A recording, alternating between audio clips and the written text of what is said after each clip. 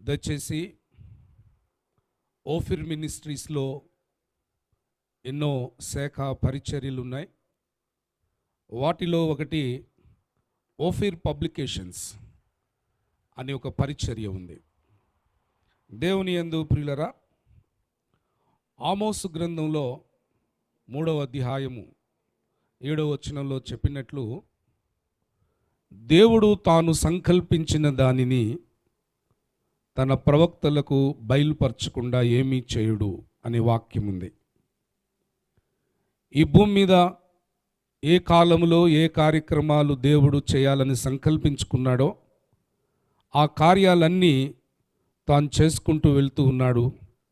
ఆ కార్యాలు తన ప్రవక్తల చేత, తన భక్తుల చేత, తన సంఘము చేత ఈ భూమి మీద జరిగించుకుంటూ వెళ్తూ ఉన్నాడు. ఆ క్రమంలో భాగంగా మనం ఉన్నటువంటి ఈ తరములో దేవుడు తన స్వరక్తం ఇచ్చి సంపాదించుకున్నటువంటి తన సంఘాన్ని ఏ రీతిగా ఆయన ఈ భూమి మీద నిర్మాణం చేసుకోవాలనుకుంటున్నాడో ఆ విషయాలన్నీ దేవుడు మరి తన ప్రవక్త అపోస్తులు డాక్టర్ అద్దంకి రంజిత్ ఓఫీరయ్య గారికి మరి దాదాపు 42 సంవత్సరాల క్రితం దేవుడు తన దర్శనమిచ్చి వారితో మాట్లాడి మరి కొన్ని గ్రంథాలు రాయమని దేవుడు సెలవిచ్చిన కారణాన్ని బట్టి అపోస్తులు డాక్టర్ అద్దంకి రంజిత్ ఓఫీరయ్య గారు మరి దేవుని యొక్క ఆజ్ఞానుసారం ప్రత్యేకమైన ప్రణాళిక గ్రంథాలు, అలాగే మరికొన్ని ఇతర గ్రంథాలు వారి చేత వ్రాయించబడ్డాయి. ఈనాడు క్రైస్తవ సమాజంలో మనం చూస్తే దాదాపు 190% పైగా 7 ఏండ్ల శ్రమల కాలం ప్రారంభించబడకుండానే సంఘం ఎత్తబడుతుందని విశ్వసిస్తున్నారు. క్రైస్తవ సమాజంలో క్రీస్తు సంఘము ఎత్తబడుడు గురించి 4 ప్రాముఖ్యమైనటువంటి థీరీస్ ఉన్నాయి. ప్రీ ట్రిబ్యులేషన్ ర్యాప్చర్ థీరీ ఉంది. అంటే అర్థం ఏంటి?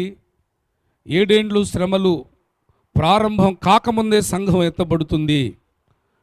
అదొక థీరీ క్రైస్తవ సమాజంలో ఉంది. దాన్ని ప్రీ ట్రిబ్యులేషన్ ర్యాప్చర్ థీరీ అంటాం. ఆ తర్వాత మిడ్ ట్రిబ్యులేషన్ ర్యాప్చర్ థీరీ, 7 ఏండ్లలో మొదటి అర్ధవారం అనగా 3.5 సంవత్సరాలు ఈ భూమి మీద ఉండాలి. ఆ 3.5 సంవత్సరాలు భీకరమైన యుద్ధం. మరి ప్రకటన గ్రంథం 13వ అధ్యాయంలో మొదటి 10 వచనాల్లో చెప్పబడినటువంటి సముద్రములో నుంచి వచ్చే ఒక క్రూర మృగం ఎందుకన్నాడంటే వాడు చాలా క్రూరుడుగా ఉంటాడు. ప్రపంచ నియంత, ప్రపంచ ప్రభుత్వాన్ని ఏర్పాటు చేసి వాడు క్రీస్తు భక్తులను, క్రీస్తు సంఘాన్ని నలగొడుతుంటాడు. వాడితో భీకరమైన యుద్ధము సంఘం చేయాలి. అందుకే ప్రకటన గ్రంథం 13వ అధ్యాయం శుద్ధ సంఘము భీకరమైన పోరాటం చేస్తుంది. వ్యూహిత సైన్య సమభీకర రూపిణిగా ఈ సంఘము భూమి మీదనే ఉండి మొదటి 3.5 సంవత్సరాలు యుద్ధాన్ని జరిగిస్తుంది అని మిడ్ ట్రిబ్యులేషన్ చెప్తా ఉంది. అంటే 7 సంవత్సరాల మధ్యలో 3.5 సంవత్సరాలు మరి జరిగిన తర్వాత సంఘం ఎత్తబడుతుంది. దాన్ని మిడ్ ట్రిబ్యులేషన్ ర్యాప్చర్ థియరీ అంటాం. అలాగే పోస్ట్ ట్రిబ్యులేషన్ ర్యాప్చర్ థియరీ, 7 ఏండ్లు అయిపోయిన తర్వాత సంఘం ఎత్తబడుతుందని. ఆ మిలీనియం ర్యాప్చర్ థియరీ, అసలు సంఘం ఎత్తబడటం ఉండదు, ఏముండదు, ఆల్రెడీ యేసు సంఘంలోనే ఉన్నాడనేది ఒక 4వ థియరీ. ఈ క్రైస్తవ ప్రపంచాన్ని మరి ఈ 4 థియరీలతో కన్ఫ్యూజ్ అవుతున్నటువంటి ఈ తరంలో ఏది సత్యం, ఏది అసత్యం? నిజంగా యేసుక్రీస్తుని 2వ రాకడ ఎప్పుడు సంభవిస్తుంది అని మీకు తెలుసుకోవాలని అనుకుంటే మరి అపోస్తులు డాక్టర్ అద్దంకి రంజిత్ ఓఫీరయ్య గారు రచించినటువంటి యుగాంతం అనే పుస్తకాన్ని మీరు చదవాలి. ఆ పుస్తకంలో ప్రకటన గ్రంథం అంతటిని గూర్చి చాలా చక్కగా అరటిపండు ఒలిచిపెట్టినంత సులువుగా, ఎందుకంటే 66 గ్రంథాల్లో ప్రకటన గ్రంథం అర్థం చేసుకోవటానికి కొంచెం కష్టంగా ఉంటుంది. కానీ మీరు యుగాంతం అనే పుస్తకాన్ని ప్రక్కన పెట్టుకొని చదువుతున్నప్పుడు ప్రకటన గ్రంథంలో ఉన్న విశేషాలన్నీ మీకు చాలా స్పష్టంగా అర్థమవుతాయి. సో ఓఫిర్ పబ్లికేషన్స్ మొదటి పుస్తకం ఓఫిర్ గారి చేత వ్రాయబడినది యుగాంతం. ఈ యుగాంతం అనే పుస్తకాన్ని మీరు చదవండి. అలాగే తర్వాత పరిశుద్ధ దేవుని గూర్చిన జ్ఞానం అనే పుస్తకాన్ని దేవుడు వారి ద్వారా మరి 2వ పుస్తకంగా వ్రాశారు. మరి బైబిల్ గ్రంథాన్ని మనం చదువుతుంటే ఈ లోకంలో పాపం ఎట్లా పుట్టింది, మరి పరిశుద్ధ దేవుని గూర్చినటువంటి జ్ఞానం అంటే దేవుని త్రిత్వమును గూర్చి, దేవుడు ఒక్కడా, ఇద్దరా, ముగ్గురా, మరి ఈ దేవుని త్రిత్వమును గూర్చి, త్రిత్వం అనే పదం బైబిల్లో ఎక్కడ కనపడదు. దేవుడు త్రియేకుడు అని లేఖనాలను బట్టి ఎట్లా మనం విశ్వసించాలి, ఆ త్రియేక దేవుని యొక్క వ్యక్తిత్వం ఏంటి, స్వభావ గుణ లక్షణాలు ఏమిటి, ఈ విషయాలన్నీ కూడా మరి అయ్యగారి చేత వ్రాయబడిన పుస్తకం పరిశుద్ధ దేవుని గూర్చిన జ్ఞానం అనే పుస్తకం చదివితే త్రిత్వం మీద ఉన్నటువంటి కన్ఫ్యూజన్ అంతా తొలగిపోతుంది. చాలామందికి ఇది దేవుని ప్రియులకు దేవుడు ఒక్కడ, తండ్రి, కుమారుడు, పరిశుద్ధాత్ముడు అంటున్నారు, ముగ్గురు దేవుళ్ళ అని ఆలోచిస్తూ కొంచెం కన్ఫ్యూజ్ అయ్యేటటువంటి అవకాశం ఉంది. కానీ ఈ పుస్తకాన్ని చదివినప్పుడు దేవుని యందు ప్రియులరా అలాంటి కన్ఫ్యూజన్ మీకు ఎంత మాత్రం కూడా ఉండదు. త్రిత్వమును గూర్చి మీకు స్పష్టమైనటువంటి అవగాహన ఉంటుంది. మరి పరిశుద్ధ దేవుని గూర్చిన జ్ఞానము అనే ఈ పుస్తకాన్ని మీరు కొనుక్కోనండి. మీకు ఈ మార్కు సువార్త సభా ప్రాంగణంలో మీ కొరకు ఓఫిర్ పబ్లికేషన్స్ బుక్ స్టాల్ కూడా ఏర్పాటు చేయబడుతుంది. మరి ఓఫిర్ గారి చేత వ్రాయబడినటువంటి పుస్తకాలన్నీ మీకు అందుబాటులో ఉంటాయి. మరి మీకు ఎక్కడా దొరకనటువంటి సమాచారం, మరి శ్రేష్టమైనటువంటి భక్తులు ఎన్నో విషయాలు తెలియజేశారు, కానీ ఓఫిర్ గారి ద్వారా తెలియజేయబడినటువంటి ఈ సత్యాలు చాలా విశిష్టమైనవి. ఇతర పుస్తకాల్లో కూడా ఎక్కడ కూడా మీకు ఇవి లభ్యము కావు. దేవుని యందు ప్రియులరా, మరి పరిశుద్ధ దేవుని గూర్చిన జ్ఞానం అనే పుస్తకం మీరు చదవండి. త్రిత్వమును గూర్చి మీ కంప్లీట్ ఐడియా, ఒక అవగాహన. త్రిత్వం అనే పదం బైబిల్లో ఎక్కడ అక్షరార్థంగా లేకపోయినా దేవుడు త్రియేకుడై ఉన్నాడు, తండ్రి, కుమార, పరిశుద్ధాత్ముడు, ముగ్గురు వ్యక్తులు ఒక్క దేవుడుగా త్రియేకునిగా ఎలాగున్నాడు అనే విషయాన్ని పరిశుద్ధ దేవుని గూర్చిన జ్ఞానము అనే పుస్తకం ద్వారా మరి లేఖనాల ఆధారంగా ఓఫిర్ గారు రాసినటువంటి పుస్తకం ఓఫిర్ పబ్లికేషన్స్ ద్వారా మీకు దొరుకుతుంది. దయచేసి మీరు ఓఫిర్ పబ్లికేషన్ బుక్ స్టాల్ని మీరు మరి దర్శించండి. ఆ పుస్తకాలన్నీ కూడా మీరు కొనుక్కొని చదివి లేఖనాలలో ఉన్న సత్యాన్ని గమనించాల్సిందిగా, తెలుసుకోవాల్సిందిగా, సత్యమునందు ప్రతిష్ఠించబడాల్సిందిగా మీకు తెలియపరుస్తూ ఉన్నాను. మరి ఆ తర్వాత ఇంకా ఎన్నో పుస్తకాలు అయ్యగారి చేత వ్రాయబడి ఉన్నాయి. దేవుని విశ్వ ప్రణాళిక అనే పుస్తకంలో కూడా మరి అనేకమైనటువంటి విషయాలను మరి అయ్యగారి ద్వారా దేవుడు తెలియపరిచినాడు. ఈ లోకంలోనికి పాపం ఎలా ప్రవేశించింది, మరి ఆదాము అవలు ఆ పండు తింటున్నప్పుడు దేవుడు ఎందుకు అడ్డుకోలేదు, ఇలాంటి ఎన్నో ప్రశ్నలకు దేవుడు ఈ లోకంలో మరి అన్యాయాలు, అక్రమాలు, ఘోరాలు, నేరాలు భయంకరమైనటువంటి జరుగుతూ ఉన్న మరి ఇలాంటి పరిస్థితి కలిగినటువంటి సృష్టిని ఎందుకు చేయాల్సి వచ్చింది, ఈ విషయాలన్నీ కూడా మీరు తెలుసుకోవాలంటే మీరు దేవుని విశ్వ ప్రణాళిక అనే పుస్తకం మీరు చదివితే ఏ భక్తుడు చెప్పనటువంటి సంగతులు, బైబిల్ చదువుతుండగా మీకు వచ్చేటటువంటి ఆ ప్రశ్నలు చాలా వరకు మీకు క్లియర్ అవటానికి అవకాశం ఉంది. మరి ఈ లిటరేచర్ లేదా ఈ పుస్తకాల్లో ఉన్నటువంటి సత్యం మీకు బయట ఎక్కడ కూడా దొరికే అవకాశం ఉండదు. ఆ తర్వాత 4వ పుస్తకము సింహనాదం. క్రైస్తవ ప్రపంచంలో ఎన్నో సిద్ధాంతాలు ఉన్నాయి. మరి ఈ దేవుని యొక్క క్రీస్తు సంఘములో ఒక విషయాన్ని గురించి ఎన్నో సంగతులు ఎన్నో రీతిలుగా చెప్పబడుతున్నాయి. మరి ఇన్ని సిద్ధాంతాలలో లేఖనానుసారంగా ఉన్నటువంటి సిద్ధాంతం ఏది? ఉదాహరణకు బాప్తిస్మ విధానాన్ని గురించి ఆలోచన చేస్తే ప్రముఖంగా 3 విధానాలు ఉన్నాయి. మరి ముంచుడ బాప్తిస్మం, చిలకరింపు బాప్తిస్మం, అలాగే జెండా వందన బాప్తిస్మం. ఈ 3 బాప్తిసాలు దేవుడు చెప్పాడా? ఒకటే చెప్పుంటాడా? దేవుడు ఆయన అవునని చెప్పి కాదని వాడు కాదు కదా. అంటే ఆయన అవును అని చెప్పాడంటే అవును అంటాడు. ఒకరికి ఒక విధంగా ఇంకో విధంగా చెప్పేవాడు కాదు మన దేవుడు. మరి బాప్తిస్మ విధానంలో ఏది కరెక్ట్? మరి దేవుణ్ణి శనివారం ఆరాధించాలా, ఆదివారం ఆరాధించాలా? అలాగే సంగీత వాయిద్యాలు వాయించవచ్చా, వాయించకూడదు? ఇట్లా ఎన్నో డాక్ట్రిన్స్ మన క్రిస్టియానిటీలో ఉన్నాయి. అయితే ప్రముఖమైనటువంటి సిద్ధాంతాలను తీసుకొని లేఖనం ఏం చెప్తుంది అని ప్రశ్నిస్తూ లేఖనాధారాలతో ప్రముఖమైన సిద్ధాంతాలన్నిటి మీద స్పష్టమైనటువంటి సత్య అవగాహన కల్పించడానికి వ్రాయబడిన పుస్తకం మరి సింహనాదం. 5వది మహిమ ప్రపంచం. దేవుని యందు ప్రియులారా, ఈ మహిమ ప్రపంచం అనే పుస్తకం చాలామంది పరలోకంలోకి మహిమ ప్రపంచంలోనికి మనం ప్రవేశించిన తర్వాత ఇంకా అక్కడ హల్లెలూయా స్తుతి స్తోత్రం అంటూనే ఉండాలా? పరలోకం లేదా మహిమ ప్రపంచంలో ఉన్నటువంటి పరిస్థితి ఏ విధంగా ఉండబోతా ఉంది, ఈ విషయాలన్నిటిని గురించి అక్కడ ఏమైనా పదవులు ఉన్నవా, అక్కడ స్థితిగతులు ఎలా ఉంటాయి, అక్కడ జీవన శైలి ఎలా ఉంటుంది, అసలు మహిమ ప్రపంచం గురించి బైబిల్లో ఏమేమి రాయబడి ఉంది అనే సంగతులు చాలా చక్కగా మనం మహిమ ప్రపంచంలోకి వెళ్ళి వ్యవహరించినంత అనుభూతితో ఈ పుస్తకం చదువుతున్నప్పుడు మనకు కలిగే విధంగా ఉంటుంది. మరి 5వ పుస్తకం మహిమ ప్రపంచం అనే పుస్తకము మీరు తీసుకొని చదవండి. ఈ లిటరేచర్లో ఉన్న ఈ సత్య సందేశం మీకు బయట ఎక్కడ ఏ పుస్తకాల్లో కూడా దొరికే అవకాశం ఉండదు.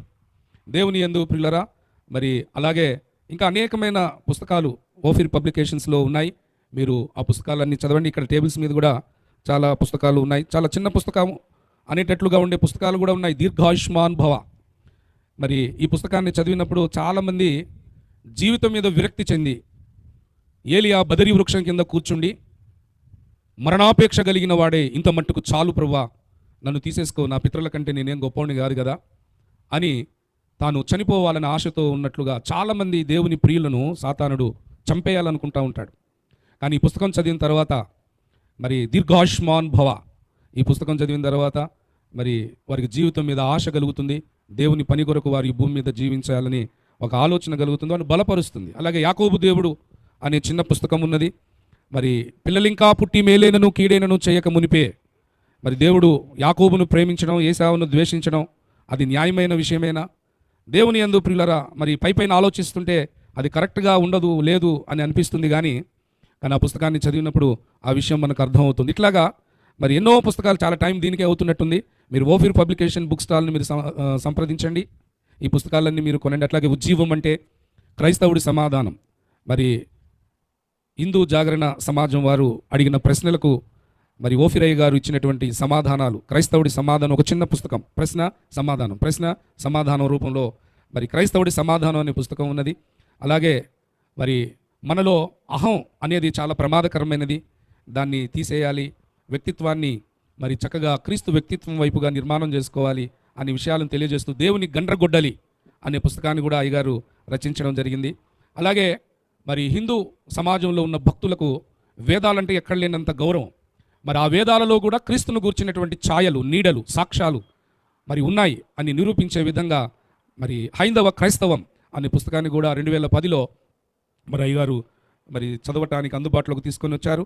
ఈ రీతిగా మరి అనేకమైనటువంటి పుస్తకాలు. ప్రభురాత్రి భోజన రహస్యం, అసలు ప్రభు వల్ల దేవుని సంఘంలో ప్రతిరోజు ఇవ్వాలా, వారానికి ఒకసారి ఇవ్వాలా, నెలకోసారి ఇవ్వాలా, 6 నెలలకు ఒకసారి ఇవ్వాలా, లేదా వాచ్ నైట్ సర్వీస్లో December 31 నైట్ ఇవ్వాలా? లేఖనం ఏం చెప్తుంది? ఎప్పుడు ఇవ్వాలి? పాల్గొంటే ప్రయోజనాలేంటి? ఆశీర్వాదాలేంటి? ప్రభు బలలో పాల్గొనకపోతే వచ్చే నష్టాలేమిటి? దేవుని యందు ప్రియులారా, చాలా శ్రేష్టమైనటువంటి అమూల్యమైనటువంటి సత్య సంబంధితమైన విషయాలు ప్రభు బలను గూర్చి ప్రభురాత్రి భోజన రహస్యం అనే పుస్తకంలో మీకు దొరుకుతుంది. అలాగే పోరాడండి యూదా పత్రిక, ఒక్క పేజీ ఉంటుంది కానీ దాదాపు 310 పేజీలు దాని మీద మరి చాలా క్లుప్తంగా రాస్తేనే అన్ని పేజీలైనవి. మరి ప్రతి ఒక్కరూ చదవాలి పోరాడండి అనే పుస్తకం. ఈ రీతిగా మరి యవనస్తుల కోసం కూడా అయ్యగారు పుస్తకాలు రాశారు. దేవుని యందు ప్రియులారా, యువత కోసం అనే పుస్తకం కూడా ఉన్నది, మీరు చదవండి. ఆయన చేట ఈయన చేతిలోనున్నది, ఇట్లాంటి ఎన్నో పుస్తకాలు. ఇప్పుడు వీటి గురించి చెప్పడానికే చాలా సమయం పడుతుంది. కాబట్టి అమెజాన్లో కూడా ఉంది, మీరు డౌన్లోడ్ చేసుకోవచ్చు, పర్చేజ్ చేయొచ్చు.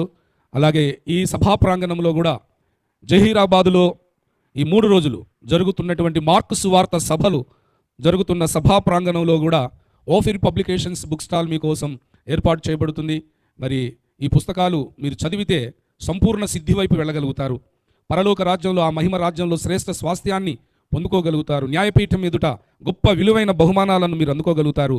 మరి ఎక్కడ కూడా క్రైస్తవ సాహిత్యంలో ఈ మెటీరియల్ మీకు దొరకడానికి అవకాశం ఉండదు.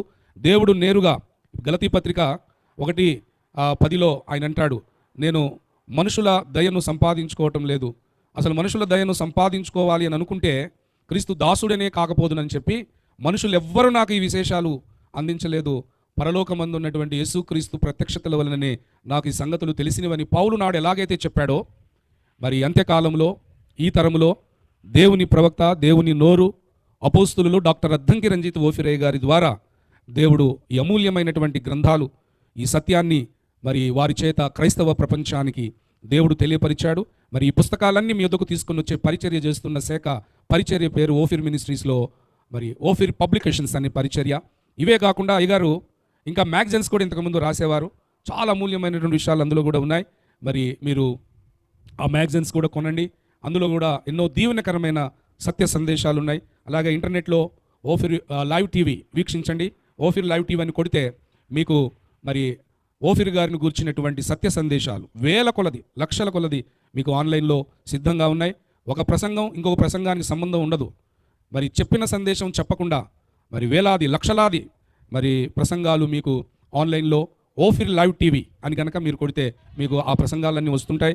మీరు ఎంతగానో ఆత్మీయంగా బలం పొందుకోవచ్చు, సత్యాన్ని తెలుసుకోవచ్చు. మరి ముఖ్యంగా ఈ కడవరి తరంలో, ఈ అంత్య దినాల్లో మోసగించే బోధకులు ఎక్కువ అవటానికి అవకాశం ఉంది. మీరు సత్య లేఖనాల మీద మీ భక్తిని పునాదిగా వేసుకొని కట్టుకోవాలంటే ఈ పుస్తకాలు చదవాలి. ఆన్లైన్లో ఓఫిర్ లైవ్ టీవీ, అలాగే యథార్థవాది టీవీ ఛానల్ ద్వారా మార్కు బాబు గారి ద్వారా కూడా అయ్యగారు మరి క్షీరసాగర మదనం అనే కార్యక్రమం ప్రతి శుక్రవారం కూడా మరి వస్తూ ఉంది. ఈ ఆన్లైన్లో అలాగే ఈ లిటరేచర్ ఇవన్నీ కూడా మీరు సంప్రదించండి, వీక్షించండి, చదవండి, కొన్ని చదవండి, దీవెనలు పొందండి.